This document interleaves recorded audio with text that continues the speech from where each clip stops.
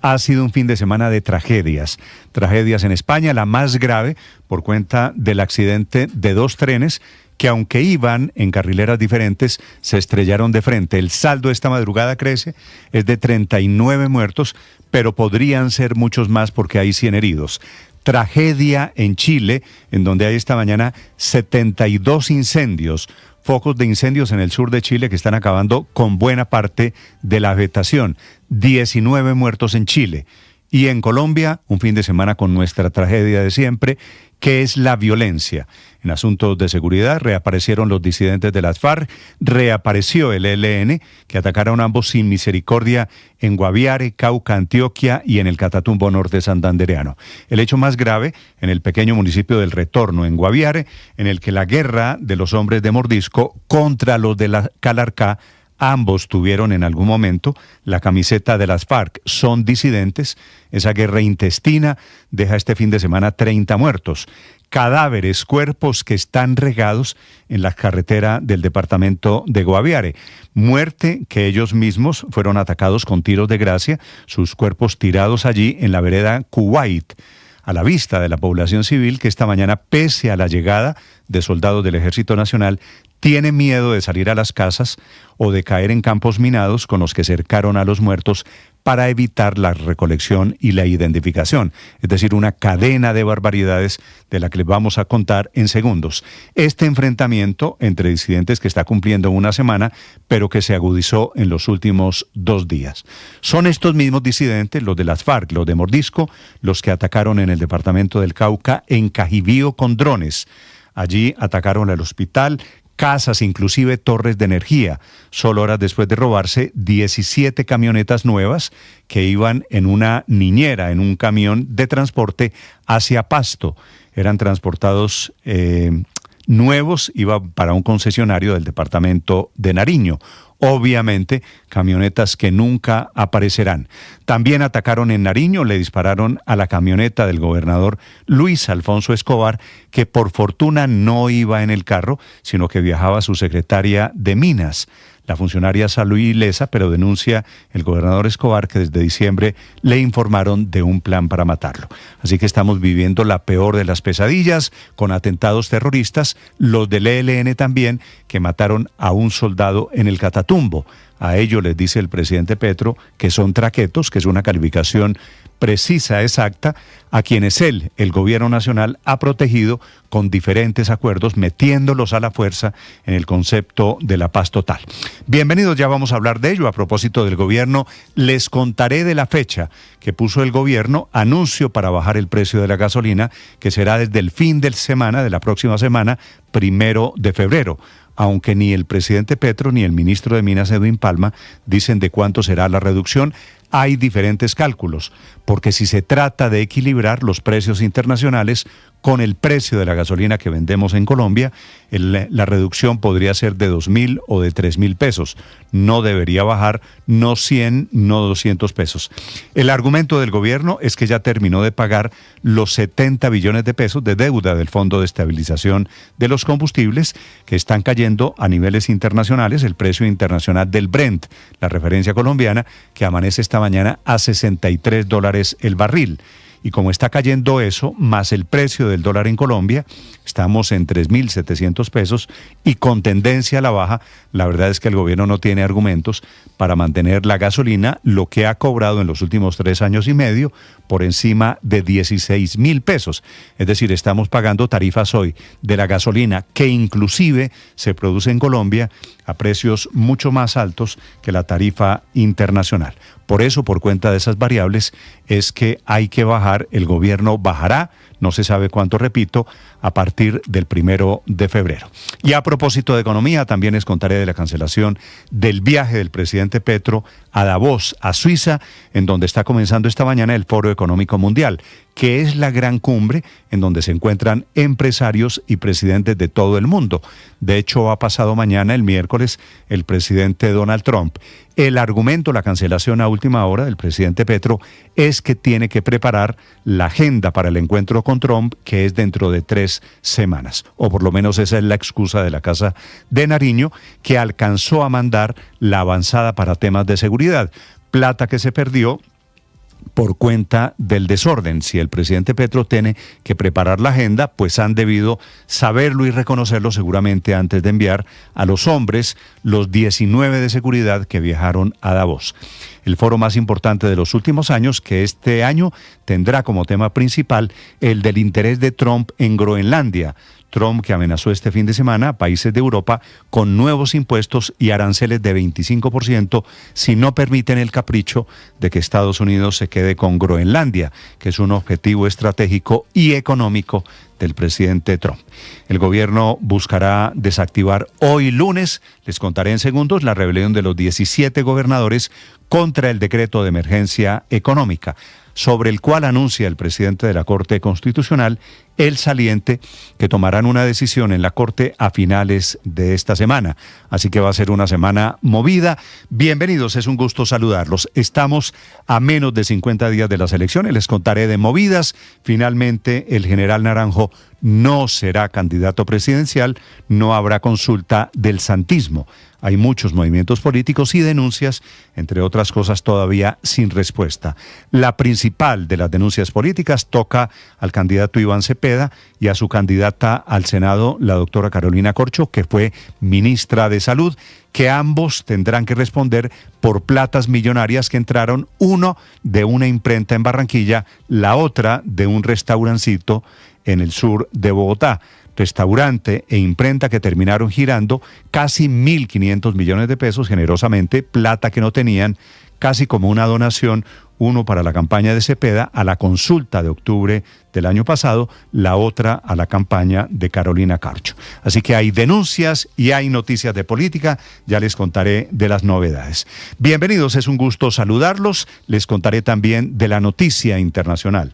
Esa que les decía en España, en donde sigue en este momento el rescate de los sobrevivientes al sur, cerca a Córdoba, en Andalucía, en España, un gravísimo accidente con una cifra de muertos que seguramente va a crecer, es de 39 en este momento. Son las 6 de la mañana, 8 minutos, es un gusto saludarlos en este día lunes gris, no el más triste del año. Es el aniversario del nacimiento de Martin Luther King, es festivo en los Estados Unidos. Enseguida el resumen lo preparamos en Voces y Sonidos en Mañanas Blue.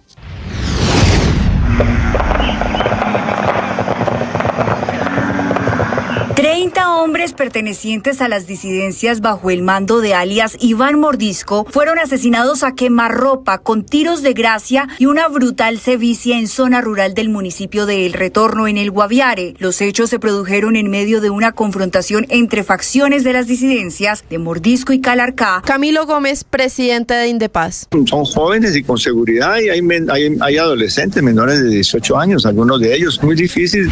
Un atentado del ELN contra tropas del ejército en zona rural de Tibú, norte de Santander, terminó con la muerte del soldado profesional Juan Esteban González Sánchez y 4 militares heridos, los cuales fueron evacuados y llevados a un centro asistencial en Cúcuta. El gobernador de norte de Santander, William Villamizar. Queremos que esta situación cese en el Catatumbo. Por eso hacemos un llamado a los grupos guerrilleros presentes en el Catatumbo para que cesen ese enfrentamiento, para que no sigan atacando a las fuerzas militares. En el departamento del Cauca continúa el despliegue de las autoridades para encontrar 17 camionetas de alta gama que fueron hurtadas por las disidencias de las FARC en plena vía panamericana. Estos vehículos serán transportados hacia Pasto en 2 camiones tipo niñeras, los cuales fueron interceptados por hombres fuertemente armados, quienes secuestraron por varias horas a los conductores de estos camiones. El coronel Miguel Sastoque, subcomandante de la Policía Cauca. Esta acción delictiva habría sido cometida por aproximadamente 15 sujetos armados, quienes mediante intimidación con armas de fuego interceptaron los vehículos. Los conductores piden mayor presencia militar en este importante corredor del suroccidente del país. Hay preocupación en el Urabá antioqueño luego de la invasión en la Hacienda Virgen del Cobre en Necoclí, tras la controversia por la entrega por parte de la Agencia Nacional de Tierras de una parte de ese terreno a familias campesinas que no son de ese municipio, sino de Chigorodó.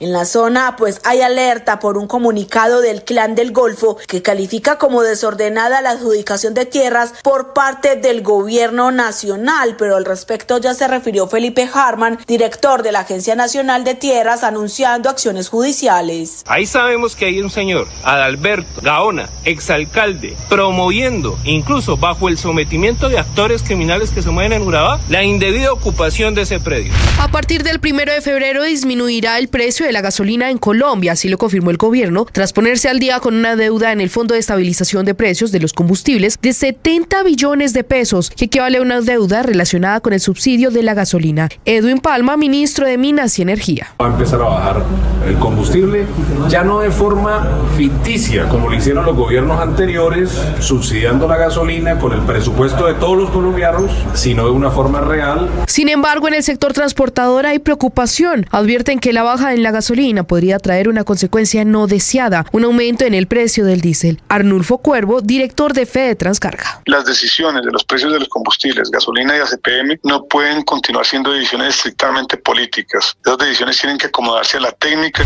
La gobernadora del departamento del Meta, Rafaela Cortés, confirmó que varios mandatarios departamentales sostendrán una reunión hoy con el ministro de Hacienda, Germán Ávila, en medio del rechazo a algunas disposiciones establecidas en el decreto de emergencia económica que al menos 20 gobernadores se niegan a aplicar. Dijo que acudirán en total disposición para dialogar, concertar y llegar a acuerdos. El gobernador de Antioquia, Andrés Julián Rendón. La carga tributaria que implica estos decretos de emergencia se asume como tal. Nosotros tendríamos que ver reducidas las utilidades de la fábrica de licores de Antioquia, por ejemplo, en 200.000 millones de pesos.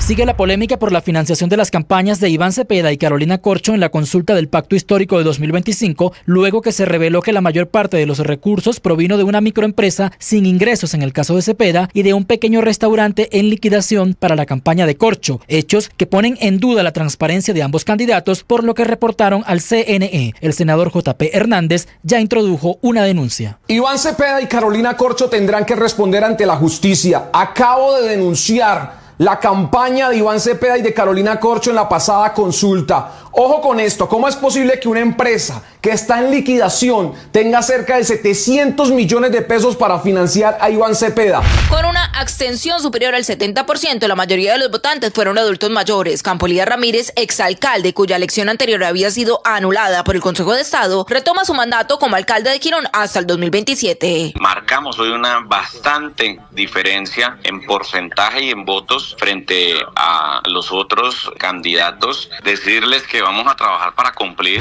El presidente Gustavo Petro aceptó que el gobierno utilizó recursos públicos para contratar una firma de abogados extranjeros por aproximadamente 10.000 millones de pesos con el fin de defenderse a él y a su familia tras ser incluidos en la lista OFAC, también conocida como lista Clinton. Petro defendió la contratación argumentando que es consecuencia de gestiones de sectores de oposición en el exterior y rechazó las críticas. Alejandro Carranza, abogado del presidente Gustavo Petro. Y el presidente Petro sí tiene derecho a que el Estado le pague los honorarios de esa defensa internacional, porque la inclusión en la lista OFAC es una discusión eminentemente política.